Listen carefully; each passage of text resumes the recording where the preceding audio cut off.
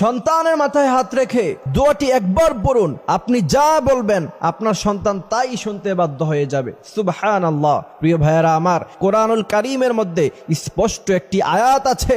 এই আয়াতটি যদি আপনার সন্তানের মাথায় হাত রেখে আপনি দোয়াটি পড়তে পারেন, ইনশাআল্লাহ আল্লাহ পাক আপনার সন্তানকে আপনার জন্য বাধ্য করে দিবে।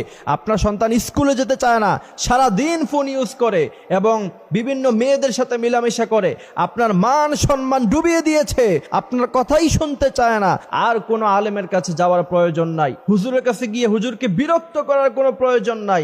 সন্তানের মাথায় হাত রেখে দোয়াটি নিয়মিত যদি পড়তে পারেন, ইনশাআল্লাহ আল্লাহ পাক আপনার সেই সন্তানকে আপনার জন্য বাধ্য করে দিবে। মনে রাখবেন, প্রতিটি বাবা মাই চায় যে তার সন্তান যাতে করে তার কথা শ্রবণ করে অথবা তার কথা শোনে। এই জন্য প্রিয় ভাইয়েরা, অবশ্যই প্রত্যেক বাবা মার 3টি শর্ত পূরণ করা লাগবে তার ছেলে সন্তানের